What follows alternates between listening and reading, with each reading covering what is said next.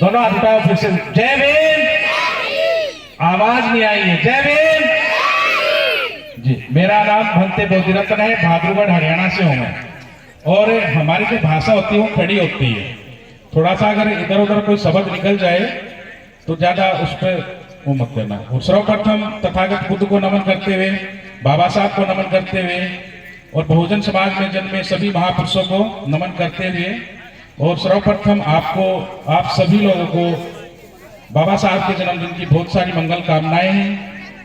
और बाबा साहब के विषय में बहुत सारी बातें हुई है, लेकिन हम आपको कुछ संकेत में और कुछ संक्षेप में बताएंगे, क्योंकि सभी लोगों ने बाबा साहब को पढ़ा है, बाबा साहब के विषय में जानते हैं।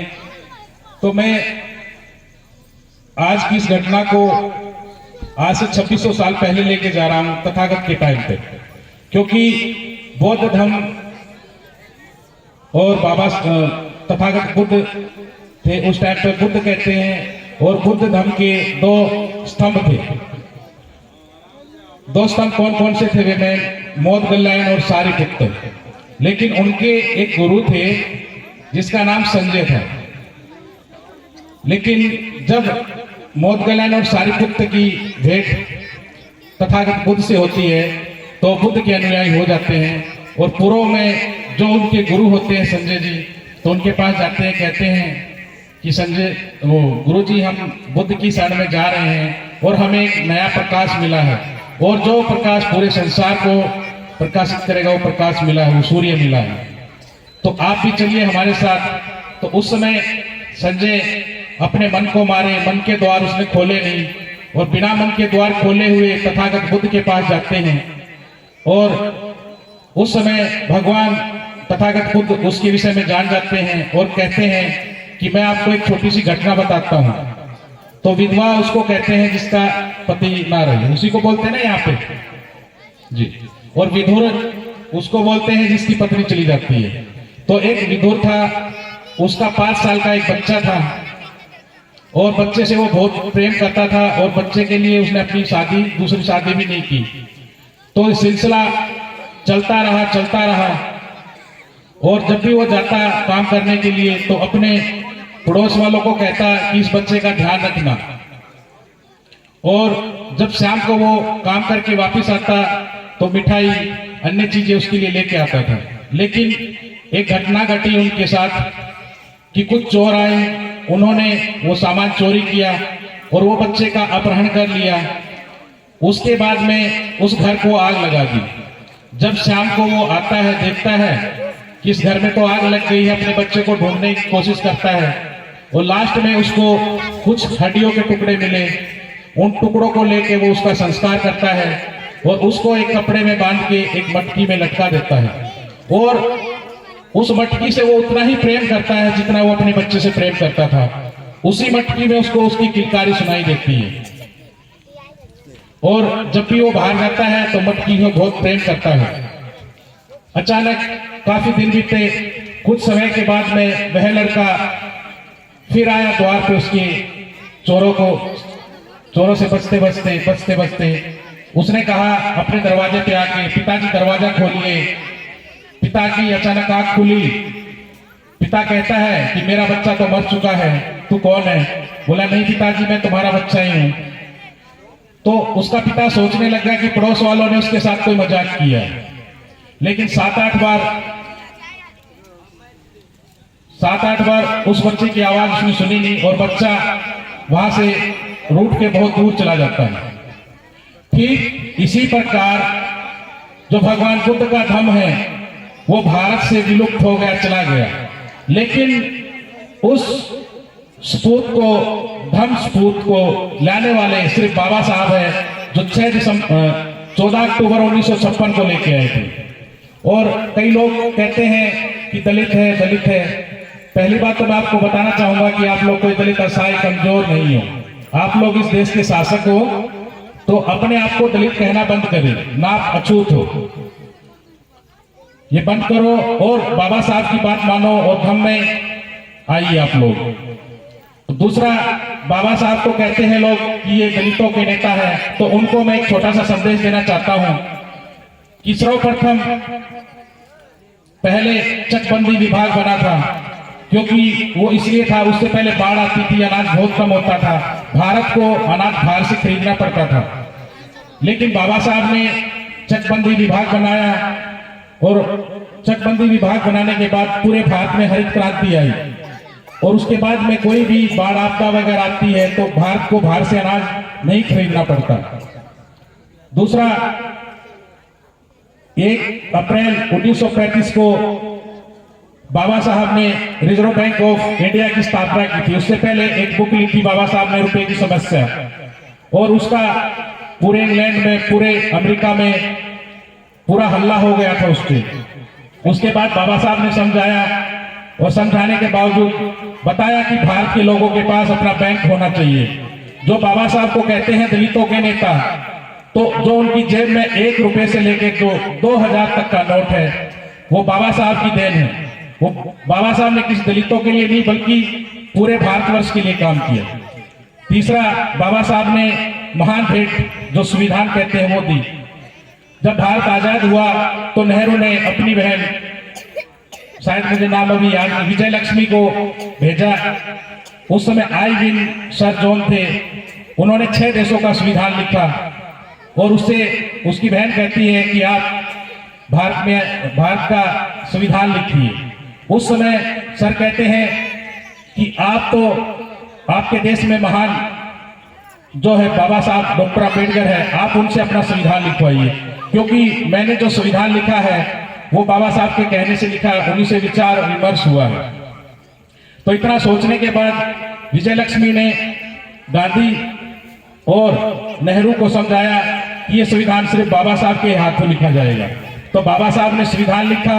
एक अकेला संविधान नहीं लिखा, बल्कि बाबा साहब ने 3 संविधान लिखे हैं। दूसरा संविधान हिंदू कोड बिल के माध्यम से लिखा, क्योंकि जो लड़कियों की शादी पहले कम उम्र में हो जाती थी, उसके बाद हिंदू कोड बिल के माध्यम से 14 साल की एज निर्धारित की गई। उसके बाद में जो लड़कियां विधवा हो जाती थी, उनकी दूसरी शादी नहीं हो पाती थी, तो शादी का भी जो है ये भी कानून हिंदू कोड बिल के माध्यम से बना। संपत्ति में अधिकार, लड़कियों का कोई अधिकार नहीं होता था, तो वो हिंदू कोड बिल के माध्यम से ही हुआ है। सबसे ज्यादा बाबा साहब ने जब संविधान दिया तो उसमें बाबा साहब ने बहुत बड़ा एक भाषण भी दिया था और बाबा साहब ने कहा था कि हम लोग शुरू में भी भारतीय हैं और लास्ट में भी भारतीय हैं। जैसे कि कई लोग कहेंगे कि हम भारत के वासी हैं, उसके बाद कहेंगे कि हम हिंदू हैं, हिंदू के बाद बहुत सारी जातियों में बटा हुआ है। और बाबा साहब कहते हैं कि राष्ट्रवाद का सबसे बड़ा विरोधी जातियां होती है, क्योंकि बाबा साहब तमाम उम्र भर जातियों से लड़ते रहे। लास्ट में उन्होंने कहा कि जातियां कभी नहीं बदल पाएगी, क्योंकि ये व्यवस्था की देन है। तो बाबा साहब ने उस व्यवस्था को ही बदल दिया। और मैं आपको बताना चाहूंगा लास्ट में कि पहली जो धम्म संगति थी, आप लोग शांत रहिए थोड़ा सा, पहली जो धम्म संगति थी वो अजात शत्रु के टाइम में हुई। और जो धम्म संगति होती है वो कोई एक दिन 1 घंटे का कार्यक्रम नहीं होता, बल्कि महीनों चलती है। दूसरी संगति काला अशोक के टाइम पे हुई थी, जो कि 3 महीने चली थी। उसके बाद में सम्राट अशोक के टाइम में हुई थी। सम्राट अशोक के बाद में कश्मीर में हुई, कुंडल वन में। कुंडल वन के बाद में यह संगति श्रीलंका में हुई। श्रीलंका के बाद में बर्मा में हुई 1900 साल के बाद। उसके बाद स्वतंत्र बर्मा के अंदर प्रधानमंत्री के उसमें हुई और उसका वो लगभग संगति जो थी 2 साल तक चली। उसमें शुरू में और लास्ट में बाबा साहब रहे थे। देखिए बाबा साहब कितने महान थे कि उस संगति में शुरू और लास्ट में उन्होंने भाग लिया। उसके बाद में काठमांडू बाबा साहब गए, काठमांडू में संगति हुई और वहां पे बाबा साहब को बोधिसत्व की उपाधि दी गई। और मैं आप लोगों को विश्वास दिलाना चाहूंगा कि आने वाली जो 8वीं संगति है वो भारत में होगी। और जिस समय जब ये संगति होगी तो उस समय एक बहुत बड़ा सवाल है, सभी लोगों से सवाल है कि उस संगति में आप लोगों का क्या योगदान होगा। आप लोग सुन रहे हैं नहीं सुन रहे हैं? आप लोगों का क्या योगदान होगा? क्या आप लोग दूर बैठ के तमाशा देखेंगे या आलोचना करेंगे या उस संगति में जाके उनकी हेल्प करेंगे? बताइए आप लोग क्या योगदान करेंगे उसमें? या बाबा साहब की बात मान के आप लोग बुद्धिस्ट बनेंगे? क्योंकि हम तो बाहर से आए हैं, है ना? बाबा साहब तो आपके खानदान के हैं। बाबा साहब ने कहा कि बिना बुद्ध के आपका गुजारा नहीं है, और पूरे विश्व को जो 2 रत्न भारत ने दिए हैं वो सर्वप्रथम जो है तथागत गौतम बुद्ध है, क्योंकि पूरे वर्ल्ड में कोई ऐसा देश नहीं है जहां पे बुद्ध विहार ना हो। दूसरा रत्न जो दिया है वो बाबा साहब डॉक्टर बी आर अम्बेडकर है, क्योंकि संसार में अधिक से अधिक विश्वविद्यालयों में, यूनिवर्सिटी में बाबा साहब को पढ़ाया जाता है। जो हमारे महापुरुष होते थे वो अनपढ़ होते थे पहले, जैसे गुरु रविदास है, कबीर है, आज लोग उन पे पीएचडी करते हैं। दूसरा, अभी धैर्येंद्र जी ने आपको बताया था कि एक बहुत बड़ा कार्यक्रम होने वाला है, राष्ट्रीय बौद्ध महासम्मेलन, तो उसका इन्विटेशन कार्ड देने के लिए भी हम आप लोगों के पास में आए हैं। ये कार्यक्रम पूरे पूर्वांचल का सबसे बड़ा कार्यक्रम है। इस कार्यक्रम में आप लोगों को आना है, क्योंकि ये अकेला गोरखपुर का कार्यक्रम नहीं है, बल्कि 19 जिलों का कार्यक्रम है। इसमें हरियाणा, पंजाब, राजस्थान से भी लोग आ रहे हैं, कई देशों के भक्त आ रहे हैं, इसके अलावा नेपाल से भी कुछ लोग आ रहे हैं। आप लोगों से हम दोबारा फिर कहेंगे कि आप लोग इस कार्यक्रम में आए। दूसरा, इसमें कोई सहयोग करना चाहे हम लोगों का तो वो सहयोग कर सकता है, क्योंकि बिना सहयोग के कोई बड़ा काम नहीं होता है। जब आप थोड़ा थोड़ा सहयोग करोगे तो आपको लगेगा कि मेरा कार्यक्रम है।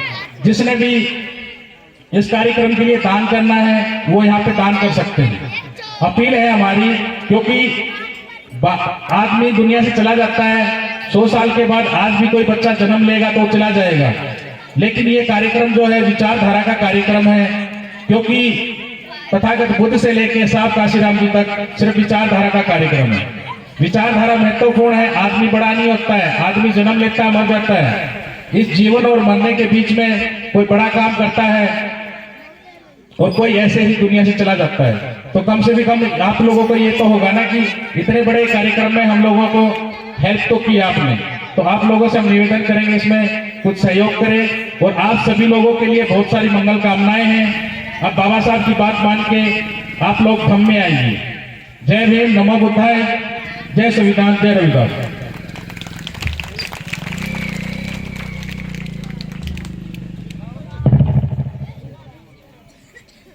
सहयोग के रूप में आपको बोलिया बाबू, एक ग्राम प्रधान